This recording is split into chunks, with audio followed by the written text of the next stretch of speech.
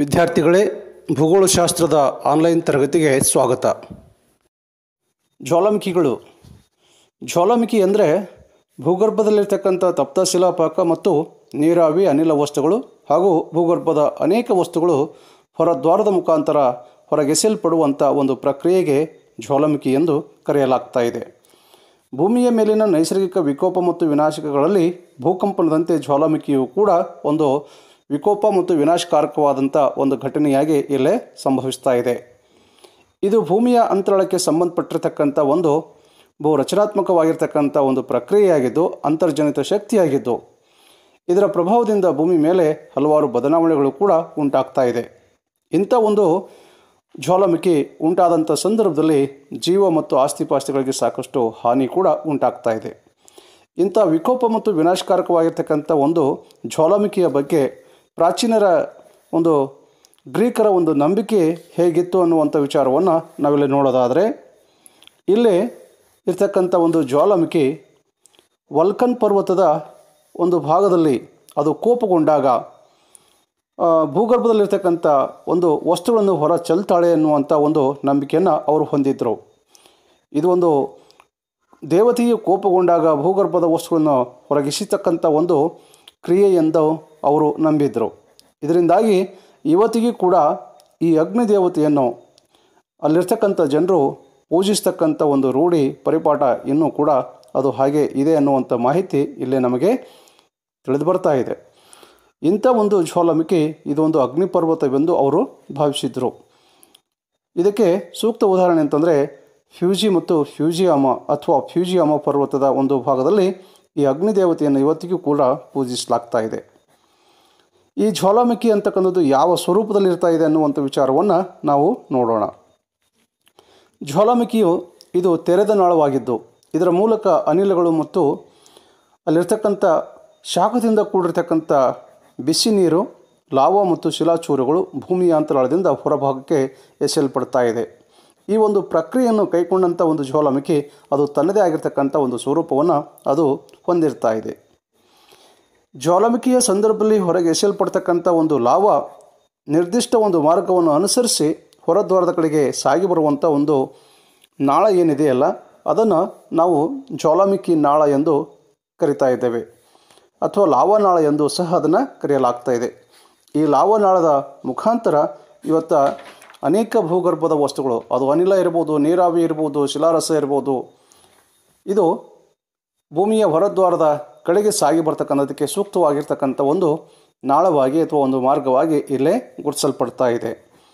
ಅದೇ ರೀತಿಯಾಗಿ ಶಿಲಾರಸ ನಾಳ ಅಥವಾ ಜ್ವಾಲಾಮುಖಿ ನಾಳದ ಮುಖಾಂತರ ಭೂಗರ್ಭದ ವಸ್ತುಗಳು ಭೂಮಿಯ ಹೊರದ್ವಾರದಿಂದ ಎಸೆಯಲ್ಪಡ್ತಕ್ಕಂಥ ಒಂದು ಹೊರ ಕೇಂದ್ರ ಏನಿದೆ ಅದನ್ನೇ ಜ್ವಾಲಾಮುಖಿಯ ಬಾಯಿ ಅಥವಾ ಜ್ವಾಲಾಮುಖಿಯ ಕುಂಡ ಎಂದು ಕರೆಯಲಾಗ್ತಾ ಇದೆ. ಇಂಥ ಒಂದು ಜ್ವಾಲಾಮುಖಿ ಕುಂಡ ವಿಸ್ತರಣೆ ಹೊಂದುತ್ತಾ ಹೋದಂತೆ ಅದನ್ನು ನಾವು ಕಾಲ್ಡೆರಾ ಅಂತಕ್ಕಂಥ ಹೆಸರಿನಿಂದಲೂ ಕೂಡ ಇಲ್ಲಿ ನಾವು ಕರೀತಾ ಇದ್ದೇವೆ. ಈ ರೀತಿಯಾಗಿ ತನ್ನದೇ ಆಗಿರ್ತಕ್ಕಂಥ ಒಂದು ಸ್ವರೂಪವನ್ನು ಹೊಂದಿರತಕ್ಕಂಥ ಜ್ವಾಲಾಮುಖಿ ಇಲ್ಲಿ ಒಂದು ವಿಕೋಪ ಮತ್ತು ವಿನಾಶವನ್ನು ಉಂಟು ಮಾಡ್ತಕ್ಕಂಥ ಒಂದು ನೈಸರ್ಗಿಕ ಘಟನಾವಳಿಗಳಲ್ಲಿ ಮತ್ತು ಅಂತರ್ಜನಿತ ಶಕ್ತಿಗಳಲ್ಲಿ ಒಂದಾಗಿ ಗುರುತಿಸಲ್ಪಡ್ತಾ ಇದೆ. ಇನ್ನು ಜ್ವಾಲಾಮುಖಿಗಳನ್ನು ಕುರಿತು ವೈಜ್ಞಾನಿಕವಾಗಿ ಅಧ್ಯಯನ ಮಾಡ್ತಕ್ಕಂಥ ಒಂದು ಶಾಸ್ತ್ರ ಇಲ್ಲೇನೋ ಕಂಡುಬರ್ತಾ ಇದೆ, ಅಥವಾ ಅಧ್ಯಯನ ಮಾಡ್ತಕ್ಕಂಥ ಒಂದು ವಿಷಯ ಏನಿದೆ ಆ ಒಂದು ವಿಜ್ಞಾನವನ್ನೇ ಜ್ವಾಲಾಮುಖಿ ಶಾಸ್ತ್ರ ಎಂದು ಕರೆಯಲಾಗ್ತಾ ಇದೆ. ಇಂಥ ಒಂದು ಜ್ವಾಲಾಮುಖಿ ಶಾಸ್ತ್ರದ ಅಧ್ಯಯನದ ನೆರವಿನಿಂದ ಭೂಗೋಳಶಾಸ್ತ್ರದಲ್ಲಿ ಇವತ್ತು ಭೂಮಿಯ ಅಂತರ್ಜನಿಕ ಒಂದು ಶಕ್ತಿಯಾಗಿರ್ತಕ್ಕಂಥ ಜ್ವಾಲಾಮುಖಿಯ ಸ್ವರೂಪ, ಜ್ವಾಲಾಮುಖಿಯ ಕಾರ್ಯಾಚರಣೆಗಳ ಬಗ್ಗೆ ಕುರಿತು, ಅದರ ವಿನಾಶದ ಬಗ್ಗೆ ಕುರಿತು ನಾವು ಸವಿವರವಾಗಿ ಇಲ್ಲಿ ತಿಳಿದುಕೊಳ್ತಕ್ಕಂಥದಕ್ಕೆ ಈ ಜ್ವಾಲಾಮುಖಿ ಶಾಸ್ತ್ರ ಹೆಚ್ಚು ನಮಗೆ ಉಪಯುಕ್ತಕಾರಿಯಾಗಿರ್ತಾ ಇದೆ ವಿದ್ಯಾರ್ಥಿಗಳೇ. ಅದರ ನೆರವಿನಿಂದ ಈ ಭೂಮಿಯ ಅಂತರಾಳದ ಒಂದು ವಿನಾಶಕಾರಕ ಮತ್ತು ವಿಕೋಪವನ್ನು ಉಂಟು ಮಾಡ್ತಕ್ಕಂಥ ಒಂದು ನೈಸರ್ಗಿಕ ಘಟನಾವಳಿಗೆ ಇರ್ತಕ್ಕಂಥ ಭೂಕಂಪವನ್ನು ಕುರಿತು ನಾವು ಸುಲಭವಾಗಿ ಇಲ್ಲಿ ತಿಳಿಯಬಹುದು ವಿದ್ಯಾರ್ಥಿಗಳೇ. ಇಂಥ ಒಂದು ಜ್ವಾಲಾಮುಖಿಗಳು ಯಾವ ರೀತಿಯಾಗಿ ಉಂಟಾಗ್ತಾ ಇದೆ ಅನ್ನುವಂಥ ವಿಚಾರಗಳನ್ನು ಮತ್ತೆ ನಾವು ತಿಳಿಯೋಣ. ಜ್ವಾಲಾಮುಖಿಗಳಿಗೆ ಕಾರಣಗಳು. ಜ್ವಾಲಾಮುಖಿಗಳು ಉಂಟಾಗುವ ರೀತಿ ಇಂದಿಗೂ ಕೂಡ ನಿಗೂಢವಾಗಿದೆ. ವಿಜ್ಞಾನಿಗಳು ಇವುಗಳ ಕಾರಣಗಳನ್ನು ಕುರಿತು ಹಲವಾರು ಅಭಿಪ್ರಾಯಗಳನ್ನು ಕೂಡ ನೀಡಿರುವುದನ್ನು ಇಲ್ಲಿ ನಾವು ತಿಳಿಯಬಹುದು. ಅವುಗಳಲ್ಲಿ ಪ್ರಮುಖವಾದಂಥ ಕಾರಣಗಳು ಯಾವುವಂತಂದರೆ, ಒಂದನೇದು ಭೂಮಿಯ ಆಳಕ್ಕೆ ಹೋದಂತೆ ಉಷ್ಣಾಂಶ ಹೆಚ್ಚುತ್ತಾ ಹೋಗೋದ್ರಿಂದ ಭೂಗರ್ಭದಲ್ಲಿರ್ತಕ್ಕಂಥ ತಪ್ತ ಶಿಲಾಪಾಕ ಇಂಥ ಒಂದು ಜ್ವಾಲಾಮುಖಿ ಅಂತಕ್ಕಂಥ ಪ್ರಕ್ರಿಯೆಗೆ ಅದು ಪೂರಕವಾಗಿರ್ತಾ ಇದೆ ಅನ್ನುವಂಥ ಒಂದು ಅಂಶ ಇಲ್ಲೇ ತಿಳಿದು ಬರ್ತಾ ಇದೆ ವಿದ್ಯಾರ್ಥಿಗಳೇ. ಭೂಮಿಯ ಮೇಲ್ಮೈಯಿಂದ ಅಂತರಾಳಕ್ಕೆ ಹೋದಂತೆ ಉಷ್ಣಾಂಶ ಹೆಚ್ಚಾಗುವುದರಿಂದ ಇದರ ಪ್ರಮಾಣ ಪ್ರತಿ 100 ಮೀಟರ್ ಆಳಕ್ಕೆ 1 ಡಿಗ್ರಿ ಸೆಲ್ಸಿಯಸ್ನಷ್ಟು ಹೆಚ್ಚಾಗ್ತಕ್ಕಂಥದ್ದು. ಇದರಿಂದ 60 ಕಿಲೋಮೀಟರ್ ಆಳದಲ್ಲಿರ್ತಕ್ಕಂಥ ಉಷ್ಣಾಂಶವು 600 ಡಿಗ್ರಿ ಸೆಲ್ಸಿಯಸ್ಟು ಉಷ್ಣಾಂಶವನ್ನು ಅದು ಹೊಂದಿರ್ತಾ ಇದೆ. ಈ ಪ್ರಮಾಣದ ಉಷ್ಣಾಂಶದಲ್ಲಿ ಎಲ್ಲ ಬಗೆಯ ಭೂಗರ್ಭದ ವಸ್ತುಗಳು ಕರಗಿ ದ್ರವರೂಪದಲ್ಲಿ ರಚನೆಗೊಳ್ತಕ್ಕಂಥಕ್ಕೆ ಅದು ಕಾರಣ ಆಗ್ತಾ ಇದೆ. ಇದನ್ನು ನಾವು ಶಿಲಾರಸ ಅಂತಕ್ಕಂಥದ್ದು ಅಥವಾ ಶಿಲಾಪಾಕ ಎಂದು ಇಲ್ಲೇ ನಾವು ಕರೀತಾ ಇದ್ದೇವೆ. ಇಂಥ ಒಂದು ಶಿಲಾಪಾಕ ಆಂತರಿಕ ಒಂದು ಅಧಿಕ ಒತ್ತಡದಿಂದ ಅದು ಕೂಡಿದಾಗ ಅಥವಾ ಅಪಾರವಾಗಿರ್ತಕ್ಕಂಥ ಒತ್ತಡಕ್ಕೆ ಒಳಪಟ್ಟಾಗ ಅಂಥ ಒಂದು ಶಿಲಾರಸ ಅಶಕ್ತ ಶಿಲಾಸ್ತ್ರಗಳ ಮುಖಾಂತರ, ಶಿಲಾ ವಲಯಗಳ ಮುಖಾಂತರ, ಶಿಲಾ ಬಿರುಕುಗಳ ಮುಖಾಂತರ ಭೂಮಿಯ ಹೊರದ್ವಾರದ ಕಡೆಗೆ ಅದು ಸಾಗಿ ಬಂದು ಹೊರದ್ವಾರದ ಮುಖಾಂತರ ಹೊರಗೆಸೆಯಲ್ಪಡ್ತಕ್ಕಂಥ ಒಂದು ಕ್ರಿಯೆಯನ್ನು ಅದು ಕೈಗೊಳ್ತಾ ಇದೆ. ಇದರಿಂದಾಗಿ ಇವತ್ತು ಭೂಮಿಯ ಆಂತರಿಕ ಉಷ್ಣಾಂಶ ಹೆಚ್ಚಾಗೋದ್ರಿಂದ ಇವತ್ತು ಜ್ವಾಲಾಮುಖಿಗಳು ಸಂಭವಿಸ್ತಕ್ಕಂಥದಕ್ಕೆ ಸಾಧ್ಯ ಇದೆ ಅನ್ನುವಂಥ ಮಾತನ್ನು ಇಲ್ಲಿ ವಿಜ್ಞಾನಿಗಳು ಒಂದು ಕಾರಣವನ್ನು ತಮ್ಮ ಅಭಿಪ್ರಾಯವನ್ನು ಇಲ್ಲಿ ವ್ಯಕ್ತಪಡಿಸಿದ್ದನ್ನು ನಾವು ಕಾಣಬಹುದು. ಅದೇ ರೀತಿಯಾಗಿ ಇಲ್ಲಿ ಉಷ್ಣಾಂಶ ಹೆಚ್ಚಾಗುವುದು ಮತ್ತು ಒತ್ತಡದ ಕ್ಷೀಣತೆಯಿಂದಾಗಿ ಶಿಲಾಪಾಕ ರಚನೆ ಆಗ್ತಾ ಇದೆ ಅನ್ನುವಂಥ ಮಾತನ್ನು ಕೂಡ ಇಲ್ಲಿ ತಿಳಿಸಲಾಗ್ತಾ ಇದೆ. ಇಲ್ಲಿ ಭೂಮಿಯ ಮೇಲ್ಮೈಯಿಂದ ಆಳದ ಕಡೆಗೆ ಹೋದಂತೆ ಶಿಲಾಪಾಕ ರಚನೆ ಆಗ್ತಕ್ಕಂಥದಕ್ಕೆ ಭೂಮಿಯ ಆಂತರಿಕ ಉಷ್ಣಾಂಶ ಹೆಚ್ಚಾಗೋದ್ರ ಜೊತೆಗೆ ಆ ಉಷ್ಣಾಂಶ ಹೆಚ್ಚಾದಂತೆ ಅಲ್ಲಿರ್ತಕ್ಕಂಥ ಶಿಲಾ ವಸ್ತುಗಳ ಭಾರ ಕಡಿಮೆ ಆಗ್ತದೆ, ಸಾಂದ್ರತೆ ಕಡಿಮೆ ಆಗ್ತದೆ. ಆ ಸಾಂದ್ರತೆ ಕಡಿಮೆ ಆದಂಥ ಶಿಲಾಮಯ ವಸ್ತುಗಳು ಕರಗಿ ದ್ರವರೂಪವನ್ನು ತಾಳ್ತಕ್ಕಂಥ ಸಾಧ್ಯತೆ ಆಗ್ತಾಯಿದೆ. ಅಂಥ ದ್ರವರೂಪಲ್ಲಿ ಸಂಗ್ರಹಗೊಳ್ಳೋದ್ರಿಂದ ಮುಂದೊಂದು ಬಾರಿ ಅದು ಜ್ವಾಲಾಮುಖಿ ಅಂತಕ್ಕಂಥ ಒಂದು ಪ್ರಕ್ರಿಯೆಗೆ ಅದು ಪೂರಕವಾದಂಥ ರೀತಿಯಲ್ಲಿ ಪ್ರತಿಕ್ರಿಯಿಸ್ತಕ್ಕಂಥ ಒಂದು ಕಾರಣವಾಗಿರ್ತಾ ಇದೆ ವಿದ್ಯಾರ್ಥಿಗಳೇ. ಮತ್ತೊಂದು ಕಾರಣ ಇಲ್ಲಿ ನಾವು ನೋಡೋದಾದರೆ, ಭೂಮಿಯ ಮೇಲ್ಮೈಯಿಂದ ಒಳಗೆ ಜಿನುಗುವಂಥ ಅಂತರ್ಜಲವು ಕೆಲವು ವೇಳೆ ಅತಿ ಹೆಚ್ಚು ಆಳವನ್ನು ತಲುಪಿದ ಆ ಅಂತರ್ಜಲ ಉಷ್ಣತೆಯಿಂದ ಅದು ಆವಿಯಾಗ್ತಕ್ಕಂಥ ಒಂದು ಸಾಧ್ಯತೆ ಇರ್ತಾ ಇದೆ. ಅಲ್ಲಿ ಅಂತರಾಳವನ್ನು ಪ್ರವೇಶಿಸಿರ್ತಕ್ಕಂಥ ನೀರು ಅದು ಹೆಚ್ಚು ಉಷ್ಣಾಂಶದ ಸಂಪರ್ಕವನ್ನು ಪಡೆದುಕೊಂಡಾಗ ಆವಿಯಾಗಿ ಅದು ಪರಿವರ್ತನೆ ಹೊಂದ್ತಾ ಇದೆ. ಇಂಥ ಆವಿ ಅದು ಆಂತರಿಕ ಒಂದು ಒತ್ತಡದ ಒಂದು ಪ್ರಕ್ರಿಯೆಗೆ ಒಳಗಾಗಿ ಅದು ಭೂಮಿಯ ಹೊರಗೆ ಬರಲು ಯಾವತ್ತೂ ಹವಣಿಸ್ತಾ ಇರ್ತದೆ ಅಥವಾ ಪ್ರಯತ್ನಿಸ್ತಾ ಇರ್ತಾ ಇದೆ. ಆ ಕಾರಣಕ್ಕಾಗಿ ಇಂಥ ಒಂದು ಆವಿ ಹೊರಬರಲು ಸಾಧ್ಯವಾಗದೆ ಅದು ಅಲ್ಲಿಯೇ ಶೇಖರಗೊಂಡು ಯಾವಾಗ ಒತ್ತಡ ಅದಕ್ಕೆ ಸಂಪೂರ್ಣವಾಗಿ ದೊರೆತಾ ಇದೆ, ಆ ಒತ್ತಡ ಅಧಿಕವಾದಾಗ ಸ್ತರಭಂಗ ಅಥವಾ ಭೂಕುಸಿತ ಅಥವಾ ಭೂಮಡಿಕೆಗಳ ಮುಖಾಂತರ ಅಭದ್ರವಾಗಿರ್ತಕ್ಕಂಥ ಶಿಲಾಸ್ತ್ರಗಳ ಮುಖಾಂತರ ಭೇದಿಸಿ ಹೊರಬೀಳುವಂಥ ಸಾಧ್ಯತೆ ಇರ್ತಾ ಇದೆ. ಇದರೊಂದಿಗೆ ಶಿಲಾಪಾಕವು ಹೊರಹೊಮ್ಮುವಂಥ ಒಂದು ಸಾಧ್ಯತೆಯೂ ಕೂಡ ಉಂಟಾಗ್ತಾ ಇದೆ.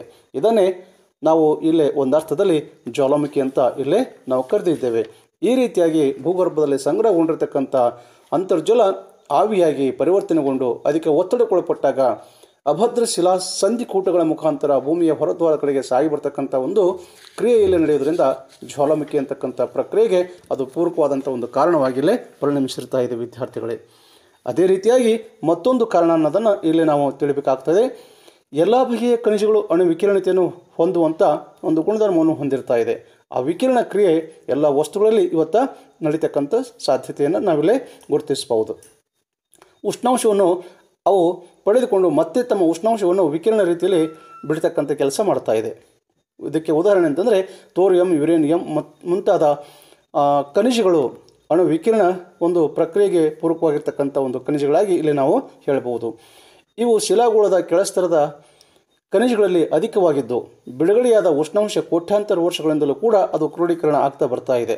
ಇದರಿಂದ ಎಲ್ಲ ಶಿಲೆಗಳು ಕರಗಿ ದ್ರವೀಕರಣ ಹೊಂದುವಂಥ ಒಂದು ಸಾಧ್ಯತೆಯನ್ನು ಭೂಗರ್ಭದಲ್ಲಿ ಅವು ಹೊಂದಿರ್ತಾ ಇವೆ.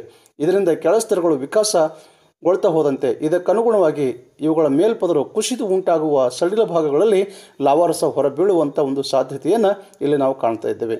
ಈ ಒಂದು ಅಣು ವಿಕಿರಣ ಒಂದು ಪ್ರಕ್ರಿಯೆಯು ಕೂಡ ಒಂದಿಲ್ಲ ಒಂದು ರೀತಿಯಲ್ಲಿ ಇಂಥ ಜ್ವಾಲಾಮುಖಿ ಅಂತಕ್ಕಂಥ ಒಂದು ಪ್ರಕ್ರಿಯೆಗಳು ಏರ್ಪಡ್ತಕ್ಕಂಥದಕ್ಕೆ, ಉಂಟಾಗ್ತಕ್ಕಂಥದಕ್ಕೆ ಅಥವಾ ತಮ್ಮ ಕಾರ್ಯಪ್ರವೃತ್ತವಾಗ್ತಕ್ಕಂಥದಕ್ಕೆ ಇದು ಕೂಡ ಕಾರಣ ಅನ್ನುವಂಥ ಮಾತನ್ನು ಇಲ್ಲೇ ವಿಜ್ಞಾನಿಗಳ ಒಂದು ಅಭಿಪ್ರಾಯವನ್ನು ನಾವಿಲ್ಲೇ ತಿಳಿಯಬಹುದು.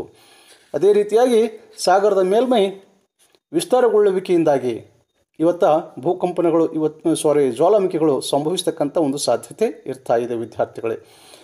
ಹೀಗಾಗಿ ಈ ಭೂಮಿಯ ಆಳಭಾಗದಲ್ಲಿ ಸಂಗ್ರಹಗೊಂಡಿರತಕ್ಕಂಥ ತುಷ್ಣತೆಯ ಶಿಲಾಪಾಕ, ನೀರಾವಿ, ಅನಿಲ ವಸ್ತುಗಳು, ಘನ ವಸ್ತುಗಳು ಆಂತರಿಕ ಒತ್ತಡದ ಪ್ರಕ್ರಿಯೆಗೊಳಪಟ್ಟು ಅಭದ್ರವಾಗಿರ್ತಕ್ಕಂಥ ಶಿಲಾಸಂಧಿಗಳು ಕೂಟಗಳ ಮುಖಾಂತರ ಭೂಮಿಯ ಹೊರದ್ವಾರದ ಮುಖಾಂತರ ಹೊರ ಚೆಲ್ಲುವಂಥ ಒಂದು ಪ್ರಕ್ರಿಯೆ ಅದೇ ಜ್ವಾಲಾಮುಖಿ ಅಂತಕ್ಕಂಥದ್ದು ಸಂಭವಿಸ್ತಕ್ಕಂಥಕ್ಕೆ ಇದು ಕಾರಣ ಅನ್ನುವಂಥ ಮಾತನ್ನು ಕೂಡ ಇಲ್ಲೇ ನಾವು ತಿಳಿಯಬಹುದು ವಿದ್ಯಾರ್ಥಿಗಳೇ.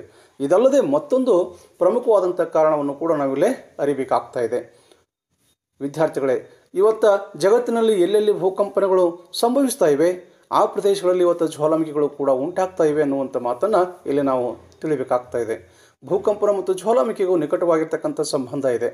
ಭೂಕಂಪನಗಳಿಂದಾಗಿ ಅಲ್ಲಿರ್ತಕ್ಕಂಥ ಶಿಲಾವಲಯ ಅಭಿವೃದ್ಧಿಗೊಳ್ತಕ್ಕಂಥ ಸಾಧ್ಯತೆ ಆಗೋದ್ರಿಂದ ಮುಂದೊಂದು ಕಾಲಾವಧಿಯಲ್ಲಿ ಆ ಪ್ರದೇಶದಲ್ಲಿರ್ತಕ್ಕಂಥ ಭೂಗರ್ಭದ ಅತ್ಯುಷ್ಣತೆಯ ಲಾವ, ಆ ಭಾಗದಲ್ಲಿರ್ತಕ್ಕಂಥ ಭೂಗರ್ಭದ ಅನಿಲ ವಸ್ತು ಅಂತಕ್ಕಂಥವುಗಳು ಅಭದ್ರ ಶಿಲಾಸಂಧಿಕೂಟಗಳ ಮುಖಾಂತರ ಹೊರದ್ವಾರವನ್ನು ಪ್ರವೇಶಿಸ್ತಕ್ಕಂಥ ಒಂದು ಸಾಧ್ಯತೆಯಲ್ಲೇ ಕಂಡುಬರ್ತಾ ಇದೆ. ಇಂಥ ಒಂದು ಕಾರಣದಿಂದಾಗಿಯೂ ಕೂಡ ಭೂಕಂಪನದಂಥ ಒಂದು ಪ್ರಕ್ರಿಯೆಗಳು ಮುಂದೊಂದು ಬಾರಿ ಆ ಪ್ರದೇಶದಲ್ಲಿ ಜ್ವಾಲಾಮುಖಿಗಳು ರಚನೆಗೊಳ್ತಕ್ಕಂಥಕ್ಕೆ, ಉದ್ಭವಿಸ್ತಕ್ಕಂಥದಕ್ಕೆ ಅಥವಾ ಕಾರ್ಯಪ್ರವೃತ್ತವಾಗ್ತಕ್ಕಂಥಕ್ಕೆ ಮತ್ತೊಂದು ಪ್ರಮುಖವಾಗಿರ್ತಕ್ಕಂಥ ಕಾರಣ ಆಗಿದೆ ಅನ್ನುವಂಥ ಮಾತನ್ನು ಇಲ್ಲೇ ಹೇಳಬಹುದು ವಿದ್ಯಾರ್ಥಿಗಳೇ. ಅದೇ ರೀತಿಯಾಗಿ ಭೂಮಿಯ ಪ್ರಧಾನ ಮತ್ತು ಲಘು ಭೂಫಲಕಗಳ ಒಂದು ಚಲನೆ ಮತ್ತು ಬೀಳುವಿಕೆಯಿಂದಾಗಿ ಇಲ್ಲಿ ಭೂಕಂಪನಗಳು ಸಂಭವಿಸ್ತಾ ಇದೆ ಅನ್ನುವಂಥ ವಿಚಾರವನ್ನು ಇಲ್ಲಿ ವಿಜ್ಞಾನಿಗಳ ಒಂದು ಅಭಿಪ್ರಾಯವನ್ನು ಇಲ್ಲಿ ನಾವು ಪರಿಗಣಿಸಬೇಕಾಗ್ತಾಯಿದೆ ವಿದ್ಯಾರ್ಥಿಗಳೇ. ಈ ಎಲ್ಲ ಕಾರಣಾಂತರಗಳಿಂದಾಗಿ ಇವತ್ತು ಪ್ರಪಂಚದಲ್ಲಿ ಅನೇಕ ಕಡೆಗಳಲ್ಲಿ ಇವತ್ತು ಜ್ವಾಲಾಮುಖಿ ತನ್ನ ಕಾರ್ಯಪ್ರವೃತ್ತಿಯನ್ನು ಹೊಂದತಕ್ಕಂಥದಕ್ಕೆ ಸೂಕ್ತ ಪೂರಕವಾಗಿರ್ತಕ್ಕಂಥ ಅಂಶಗಳಾಗಿ ಇಲ್ಲೇ ಗುರುತಿಸಲಾಗ್ತದೆ. ಕಾರಣಗಳನ್ನಾಗಿ ಇವನ್ನು ನಾವು ತಿಳಿಬೇಕಾಗ್ತಾಯಿದೆ ವಿದ್ಯಾರ್ಥಿಗಳೇ. ಜ್ವಾಲಾಮುಖಿಯ ವಿಧಗಳು. ಜ್ವಾಲಾಮುಖಿಗಳು ಉಂಟಾಗುವ ಕಾಲಾವಧಿ ಮತ್ತು ಅವುಗಳ ಕಾರ್ಯಾಚರಣೆಯ ಆಧಾರದ ಮೇಲಿಂದ ಜ್ವಾಲಾಮುಖಿಗಳನ್ನು ಮುಖ್ಯವಾಗಿ 3 ಪ್ರಕಾರಗಳಲ್ಲಿ ವಿಂಗಡಿಸಲಾಗ್ತಾ ಇದೆ ವಿದ್ಯಾರ್ಥಿಗಳೇ. ಜ್ವಾಲಾಮುಖಿಗಳು ಇನ್ನೂ ಅನೇಕ ರೀತಿಯಲ್ಲಿ ಕೂಡ ಅವುಗಳನ್ನು ಗುರುತಿಸಲಾಗ್ತಾ ಇದೆ. ಇಲ್ಲಿ ಮುಖ್ಯವಾಗಿ ಪ್ರಮುಖವಾದಂಥ ಒಂದು ವರ್ಗೀಕರಣವನ್ನು ನಾವು ಆಧಾರವಾಗಿಟ್ಟುಕೊಂಡು ಇಲ್ಲೇ ತಿಳಿಯೋಣ. ಈ ಪ್ರಮುಖ ಪ್ರಕಾರಗಳಲ್ಲಿ ಜಾಗೃತ ಜ್ವಾಲಾಮುಖಿ, ಸುಪ್ತ ಜ್ವಾಲಾಮುಖಿಗಳು, ನಂದಿದ ಜ್ವಾಲಾಮುಖಿಗಳು ಎಂದು ಇಲ್ಲೇ ಗುರುತಿಸಲಾಗ್ತಾ ಇದೆ. ಹಾಗಾದರೆ ಜಾಗೃತ ಜ್ವಾಲಾಮುಖಿ ಅಂದ್ರೇನು, ಅದಕ್ಕೆ ಸೂಕ್ತವಾಗಿರ್ತಕ್ಕಂಥ ಉದಾಹರಣೆಗಳಿಗೆ ನಾವಿಲ್ಲೇ ಹೋಗೋಣ. ಜಾಗೃತ ಜ್ವಾಲಾಮುಖಿ ಅಂತಂದರೆ ಒಂದು ಕೇಂದ್ರದಲ್ಲಿ ಜ್ವಾಲಾಮುಖಿ ತನ್ನ ಕಾರ್ಯಾಚರಣೆಯನ್ನು ನಿರಂತರವಾಗಿ ಆ ಭೂಗರ್ಭದ ವಸ್ತುಗಳನ್ನು ಹೊರ ಚೆಲ್ಲುವಂಥ ಒಂದು ಪ್ರಕ್ರಿಯೆಗೆ ಒಳಪಟ್ಟಿದ್ದರೆ ಅಂಥ ಒಂದು ಜ್ವಾಲಾಮುಖಿಯನ್ನು ಜಾಗೃತ ಜ್ವಾಲಾಮುಖಿ ಎಂದು ಇಲ್ಲಿ ಕರೆಯಲ್ಪಡ್ತಾ ಇದೆ. ಉದಾಹರಣೆಗೆ ಇಟಲಿಯ ಮೌಂಟ್ ಎಟ್ನಾ ಜ್ವಾಲಾಮುಖಿ ಅಂತಕ್ಕಂಥದ್ದು, ಇದು ಮೇಲಿನ ಮೇಲೆ ತನ್ನ ಕಾರ್ಯಪ್ರವೃತ್ತತೆಯನ್ನು ಅದು ಹೊಂದಿರತಕ್ಕಂಥದ್ದನ್ನು ನಾವಿಲ್ಲೇ ಆಧಾರವಾಗಿಟ್ಕೊಂಡು ಅದನ್ನು ಈ ಜಾಗೃತ ಜ್ವಾಲಾಮುಖಿಗೆ ಒಂದು ಸೂಕ್ತ ಉದಾಹರಣೆ ಅಂತ ಇಲ್ಲೇ ಪರಿಗಣಿಸಲ್ಪಟ್ಟಿರ್ತಕ್ಕಂಥದ್ದನ್ನು ಕಾಣಬಹುದು. ಅದೇ ರೀತಿಯಾಗಿ ಇನ್ನೊಂದು ಸ್ಟ್ರಾಂಬೋಲಿ ಜ್ವಾಲಾಮುಖಿ, ಇದು ಕೂಡ ಇಟಲಿಯ ಒಂದು ಭಾಗದಲ್ಲಿ ಇರತಕ್ಕಂಥ ಒಂದು ಜ್ವಾಲಾಮುಖಿಗೆ ಒಂದು ಸೂಕ್ತ ಉದಾಹರಣೆಯನ್ನಾಗಿ ಇಲ್ಲೇ ಆಯ್ಕೆ ಮಾಡಿಕೊಳ್ಬೋದು. US-ನ ಸೇಂಟ್ ಹೆಲೆನ್ ಜ್ವಾಲಾಮುಖಿ ಅಂತಕ್ಕಂಥದ್ದು, ಹವಾಯಿ ದ್ವೀಪದ ಮೌನ ಲೋವಾ ಜ್ವಾಲಾಮುಖಿ ಅಂತಕ್ಕಂಥದ್ದು, ಮೌನ್ ಕಿಯಾ ಜ್ವಾಲಾಮುಖಿ ಅಂತಕ್ಕಂಥದ್ದು, ಫಿಲಿಪೈನ್ನ ಪಿನಟೋಬಾ ಜ್ವಾಲಾಮುಖಿ ಅಂತಕ್ಕಂಥದ್ದು, ಇಲ್ಲಿ ಇಕ್ವೆಡಾರ್ದಲ್ಲಿರ್ತಕ್ಕಂಥ ಕೋಟೋಫಾಕ್ಸಿ ಜ್ವಾಲಾಮುಖಿ, ಚಿಂಬುರಸು ಜ್ವಾಲಾಮುಖಿ, ಎಲ್ ಸಾಲ್ವಡೋರನ್ ಜ್ವಾಲಾಮುಖಿ, ಇಜಾಲ್ಕೋ ಜ್ವಾಲಾಮುಖಿ ಅಂತಕ್ಕಂಥವುಗಳು ಇವೆಲ್ಲ ಜಗತ್ತಿನಲ್ಲಿ ಸಂಭವಿಸ್ತಕ್ಕಂಥ ಜಾಗೃತ ಜ್ವಾಲಾಮುಖಿಗೆ ಅತ್ಯಂತ ಸೂಕ್ತವಾಗಿರ್ತಕ್ಕಂಥ ಒಂದು ಕೇಂದ್ರಗಳನ್ನಾಗಿ ಇಲ್ಲೇ ಗುರುತಿಸಲ್ಪಟ್ಟಿರ್ತಾ ಇದೆ. ಇನ್ನೊಂದು ಅಂಶವನ್ನು ನಾವಿಲ್ಲಿ ನೋಡೋದಾದರೆ ಸ್ಟ್ರಾಂಬೋಲಿಯನ್ನು ಮೆಡಿಟೇರಿಯನ್ ಸಮುದ್ರದ ಬೆಳಕಿನ ಮನೆ ಎಂದು ಸಹ ಇಲ್ಲಿ ಕರೆಯಲಾಗ್ತದೆ. ಅಂದರೆ ಇಲ್ಲಿ ಸದಾ ತನ್ನ ಕಾರ್ಯಪ್ರವೃತ್ತಿಯನ್ನು ಹೊಂದಿರತಕ್ಕಂಥ ರೀತಿಯಲ್ಲಿ ಕಂಡುಬರ್ತಕ್ಕಂಥ ಈ ಸ್ಟ್ರಾಂಬೋಲಿಯನ್ನು ಈ ರೀತಿಯಾಗಿ ಇಲ್ಲಿ ಅರ್ಥೈಸ್ತಕ್ಕಂಥದ್ದನ್ನು ನಾವಿಲ್ಲೇ ಮಾಡಬಹುದು. ಇನ್ನೊಂದು ಇಜಾಲ್ಕೋ ಅಂತಕ್ಕಂಥ ಒಂದು ಜ್ವಾಲಾಮುಖಿ ಕೇಂದ್ರ ಮಧ್ಯ ಅಮೆರಿಕದ ಬೆಳಕಿನ ಮನೆ ಅನ್ನುವಂಥ ರೀತಿಯಲ್ಲಿ ಕೂಡ ಇಲ್ಲೇ ಕರೆಯಲಾಗ್ತಾ ಇದೆ.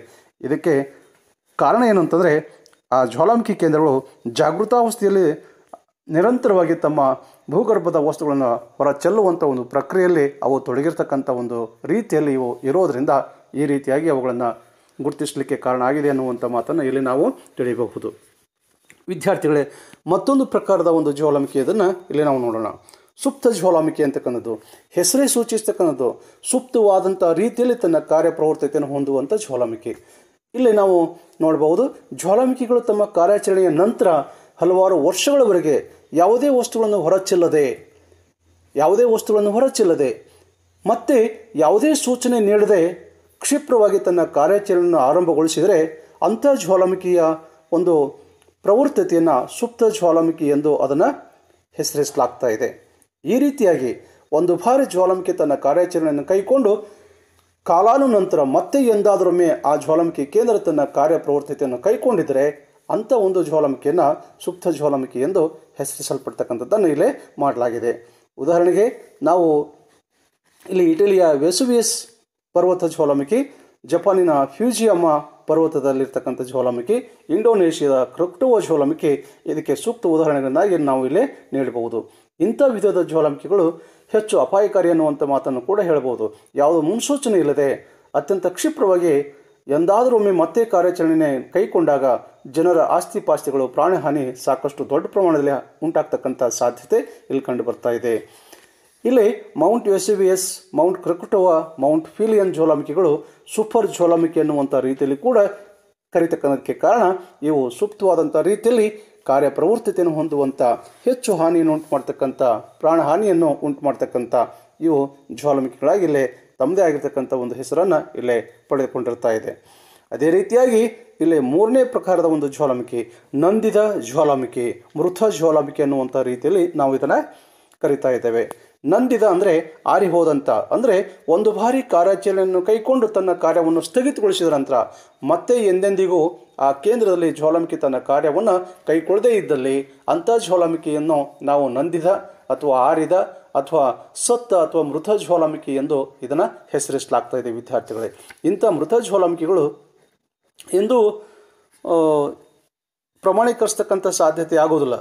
ಮತ್ತೆ ಎಂದಾದರೊಮ್ಮೆ ಅವು ಕಾರ್ಯಾಚರಣೆಯನ್ನು ಕೈಗೊಳ್ತಕ್ಕಂಥ ಸಾಧ್ಯತೆಯನ್ನು ಕೇವಲ ನಂದಿದ ಜ್ವಾಲಾಮುಖಿಗಳಲ್ಲ, ಜಾಗೃತ ಮತ್ತು ಸುಪ್ತ ಜ್ವಾಲಾಮುಖಿಗಳು, ನಂದಿದ ಜ್ವಾಲಾಮುಖಿಗಳು, ಇವು ಯಾವುದೇ ಜ್ವಾಲಾಮುಖಿಯು ಇವತ್ತು ಮೃತ ಜ್ವಾಲಾಮುಖಿ ಎಂದು ಪ್ರಮಾಣೀಕರಿಸ್ತಕ್ಕಂಥ ಸಾಧ್ಯತೆಯನ್ನು ಇಲ್ಲಿ ಮಾಡಲಿಕ್ಕೆ ಆಗೋದಿಲ್ಲ. ಯಾಕಂದರೆ ಇದು ಸ್ವಾಭಾವಿಕವಾಗಿ ಏರ್ಪಡ್ತಕ್ಕಂಥ ಒಂದು ಅಂತರಾಳದ ಒಂದು ಅಂತರ್ಜನಿತ ಒಂದು ಶಕ್ತಿಯಾಗಿದ್ದು, ವಿನಾಶಕಾರಕ ಒಂದು ವಿಕೋಪವನ್ನು ಉಂಟು ಮಾಡ್ತಕ್ಕಂಥ ಒಂದು ಜ್ವಾಲಾಮುಖಿ ಒಂದು ಕ್ರಿಯೆಯಾಗಿದ್ದು ಅನ್ನುವಂಥ ಮಾತನ್ನು ಕೂಡ ಇಲ್ಲೇ ಹೇಳ್ಬೋದು.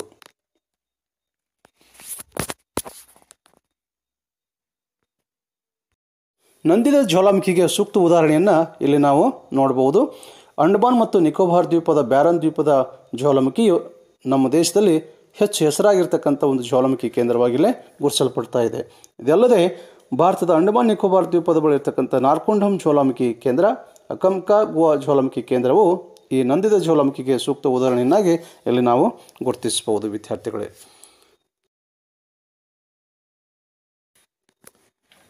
ಜ್ವಾಲಾಮುಖಿಯ ವಸ್ತುಗಳು. ಜ್ವಾಲಾಮುಖಿಯು ತನ್ನ ಕಾರ್ಯಾಚರಣೆಯನ್ನು ಹೊಂದಿದಾಗ ಭೂಗರ್ಭದಲ್ಲಿರ್ತಕ್ಕಂಥ ಅನೇಕ ವಸ್ತುಗಳು ಭೂಮಿಯ ಹೊರದ್ವಾರದ ಮುಖಾಂತರ ಹೊರಗೆಸಲ್ಪಡ್ತಕ್ಕಂಥ ಒಂದು ಪ್ರಕ್ರಿಯೆಯನ್ನು ನಾವಿಲ್ಲಿ ನೋಡ್ತಾ ಇದ್ದೇವೆ. ಆ ಉತ್ಪನ್ನಗೊಂಡಿರ್ತಕ್ಕಂಥ ವಸ್ತುಗಳನ್ನು ಜ್ವಾಲಾಮುಖಿ ಉತ್ಪನ್ನಗಳು ಅಥವಾ ಜ್ವಾಲಾಮುಖಿ ವಸ್ತುಗಳು ಎಂದು ಕರೆಯಲಾಗ್ತಾ ಇದೆ. ಜ್ವಾಲಾಮುಖಿ ಕಾರ್ಯಾಚರಣೆಯ ಸಂದರ್ಭದಲ್ಲಿ ಹೊರಗೆಸಲ್ಪಟ್ಟಿರ್ತಕ್ಕಂಥ ವಸ್ತುಗಳ ಗುಣಧರ್ಮವನ್ನು ಆಧಾರವಾಗಿ ಇಟ್ಕೊಂಡು ಇಲ್ಲೇ ಬೇರೆ ಬೇರೆ ಪ್ರಕಾರದ ಒಂದು ಈ ಜ್ವಾಲಾಮುಖಿ ಉತ್ಪನ್ನಗಳನ್ನು ಇಲ್ಲಿ ಗುರುತಿಸಲಾಗ್ತಾ ಇದೆ. ಆ ಉತ್ಪನ್ನಗೊಂಡಿರ್ತಕ್ಕಂಥ ವಸ್ತುಗಳ ಸ್ವರೂಪ ಇವುಗಳನ್ನು ನೋಡಿದಾಗ ಅಲ್ಲಿ ದ್ರವರೂಪದ ವಸ್ತು ಮತ್ತು ಘನರೂಪದ ವಸ್ತುಗಳು, ಅನಿಲ ರೂಪದ ವಸ್ತುಗಳು ಉತ್ಪನ್ನಗೊಳ್ತಕ್ಕಂಥದ್ದಕ್ಕೆ ಸಾಧ್ಯ ಇದೆ. ಅಂಥ ವಸ್ತುಗಳನ್ನು ಇಲ್ಲಿ ಒಂದೊಂದಾಗಿ ಚರ್ಚಿಸೋಣ. ದ್ರವರೂಪದ ವಸ್ತುಗಳು ಅಂತಂದರೆ ಯಾವುವು? ಜ್ವಾಲಾಮುಖಿಯ ಒಂದು ಸಂದರ್ಭದಲ್ಲಿ ಭೂಮಿಯ ಹೊರದ್ವಾರದಿಂದ ಹೊರಗೆಸಲ್ಪಟ್ಟಿರ್ತಕ್ಕಂಥ ಈ ಲಾವಾರಸ ಅಂತಕ್ಕಂಥದ್ದು, ಶಿಲಾರಸವನ್ನೇ ನಾವು ದ್ರವರೂಪದ ಉತ್ಪನ್ನ ಅಂತಕ್ಕಂಥ ರೀತಿಯಲ್ಲಿ ಕರೀತಾ ಇದ್ದೇವೆ. ಇದನ್ನೇ ಶಿಲಾಪಾಕ ಎಂದು ಸಹ ಕರೆಯಲಾಗ್ತಾ ಇದೆ. ಈ ಶಿಲಾಪಾಕವು ಒಳಗೊಂಡಿರ್ತಕ್ಕಂಥ ಒಂದು ಶಿಲಿಕಾಂಶದ ಆಧಾರದ ಮೇಲಿಂದ ನಾವು ಎರಡು ಪ್ರಕಾರದ ಒಂದು ದ್ರವರೂಪದ ಉತ್ಪನ್ನಗಳನ್ನು ಇಲ್ಲಿ ಗುರುತಿಸ್ತಕ್ಕಂಥದ್ದಕ್ಕೆ ಸಾಧ್ಯ ಆಗಿದೆ. ಆಮ್ಲೀಯ ಲಾವಾರಸ ಅಥವಾ ಶಿಲಾರಸ, ಮತ್ತೊಂದು ಕ್ಷಾರೀಯ ಲಾವಾರಸ ಅಥವಾ ಶಿಲಾರಸ ಎಂದು ಇಲ್ಲಿ ವಿಂಗಡಿಸಲಾಗ್ತಾ ಇದೆ. ಆಮ್ಲೀಯ ಶಿಲಾರಸ ಅಧಿಕ ಶಿಲಿಕಾಂಶವನ್ನು ಒಳಗೊಂಡಿರ್ತಾ ಇದೆ, ಅಧಿಕ ಜಿಗುಟಾಗಿರ್ತಕ್ಕಂಥ ಗುಣಧರ್ಮ ಇರ್ತಾ ಇದೆ. ಇದು ನಿಧಾನವಾಗಿ ಹರಿದು ಇಳಿಜಾರಿನಿಂದ ಕೂಡಿರ್ತಕ್ಕಂಥ ಜ್ವಾಲಾಮುಖಿ ಶಂಕುಗಳನ್ನು ರಚಿಸ್ತಕ್ಕಂಥದ್ದಕ್ಕೆ ಇದು ಕಾರಣ ಆಗ್ತಾ ಇದೆ. ಅದೇ ರೀತಿಯಾಗಿ ಕ್ಷಾರೀಯ ಲಾವಾರಸ ಇದು ಕಡಿಮೆ ಪ್ರಮಾಣದ ಶಿಲಿಕಾಂಶವನ್ನು ಒಳಗೊಂಡಿರ್ತಾ ಇದೆ, ಅಧಿಕ ಬಿಸಿ ಮತ್ತು ದ್ರವ ಸ್ಥಿತಿಯಲ್ಲಿರ್ತಾ ಇದೆ, ವೇಗವಾಗಿ ಹರಿದು ಸಮತಟ್ಟಾಗಿರ್ತಕ್ಕಂಥ ಒಂದು ಪ್ರದೇಶದಲ್ಲಿ ಘನೀಭವನಗೊಂಡು ಗುರಾಣಿ ಆಕಾರದ ಒಂದು ಭೂಸ್ವರೂಪಗಳನ್ನು ನಿರ್ಮಿಸ್ತಕ್ಕಂಥದ್ದಕ್ಕೆ ಇದು ಕಾರಣ ಆಗ್ತಾ ಇದೆ. ಈ ರೀತಿಯಲ್ಲಿ ಈ ಆಮ್ಲೀಯ ಮತ್ತು ಕ್ಷಾರೀಯ ಶಿಲಾರಸವು ಜ್ವಾಲಾಮುಖಿಯ ಸಂದರ್ಭದಲ್ಲಿ ಭೂಗರ್ಭದಿಂದ ಹೊರಗೆಸಲ್ಪಟ್ಟಿರ್ತಕ್ಕಂಥ ಲಾವಾದ ಒಂದು ಗುಣಧರ್ಮವನ್ನು ಆಧಾರವಾಗಿ ಇಟ್ಕೊಂಡು ಎರಡು ಪ್ರಕಾರಗಳಲ್ಲಿ ಈ ದ್ರವರೂಪದ ವಸ್ತುಗಳನ್ನು ಇಲ್ಲೇ ಗುರುತಿಸಲಾಗ್ತಾ ಇದೆ. ಮತ್ತೊಂದು ಘನರೂಪದ ವಸ್ತುಗಳು.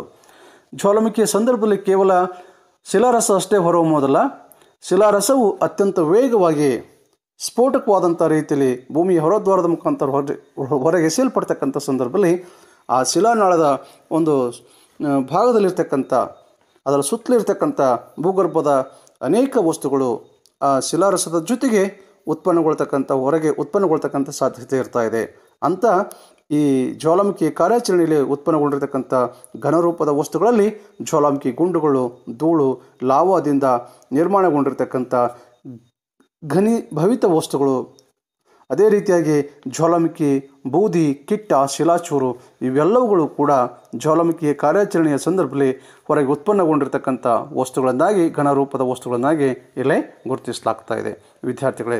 ಇದಲ್ಲದೆ ಮತ್ತೊಂದು ಪ್ರಮುಖವಾಗಿರ್ತಕ್ಕಂಥ ವಸ್ತು ಅಂತಂದರೆ ಅನಿಲ ವಸ್ತು ಅಂತ. ಭೂಗರ್ಭದಲ್ಲಿ ತಪ್ತಗೊಂಡಿರ್ತಕ್ಕಂಥ ಒಂದು ಅಂತರ್ಜಲ ಆಂತರಿಕ ಒಂದು ಉಷ್ಣತೆಯ ಒಂದು ಸಂಪರ್ಕವನ್ನು ಪಡೆದುಕೊಂಡು ನೀರು ಆವಿಯಾಗಿ ಪರಿವರ್ತನೆಗೊಂಡಿರ್ತಾ ಇದೆ. ಅಂಥ ಒಂದು ನೀರು ಆವಿಯಾಗಿ ಅದು ಅಲ್ಲಿಯೇ ಸಂಗ್ರಹಗೊಂಡಾಗ, ಅದಕ್ಕೆ ಸಮಯಾವಕಾಶ ದೊರೆತಾಗ ಈ ಶಿಲಾರಸ ಮತ್ತು ಘನವಸ್ತುಗಳು ಹೊರ ಚೆಲ್ಲುವುದಕ್ಕಿಂತ ಪೂರ್ವದಲ್ಲಿ ಭೂಮಿಯ ಅಶಕ್ತ ಒಂದು ಭಾಗದ ಮುಖಾಂತರ ಹೊರಸೂಸುವಂಥ ಒಂದು ಕ್ರಿಯೆ ಅದು ಕೈಗೊಳ್ತಾ ಇದೆ. ಅಂಥ ಒಂದು ಅನಿಲ ಅಂತಕ್ಕಂಥದ್ದು, ನೀರಾವಿ ಅಂತಕ್ಕಂಥದ್ದು, ಸಲ್ಫರ್ ಅಂತಕ್ಕಂಥ ಅನಿಲ, ಜಲಜನಕ ಅಂತಕ್ಕಂಥ ಅನಿಲ, ಇಂಗಾಲದ ಡೈಆಕ್ಸೈಡ್ ಅಂತಕ್ಕಂಥ ಅನಿಲಗಳು ಅಗಾಧ ಪ್ರಮಾಣದಲ್ಲಿ ಹೊರಹೊಮ್ಮತಕ್ಕಂಥ ಸಾಧ್ಯತೆ ಇರ್ತಾ ಇದೆ.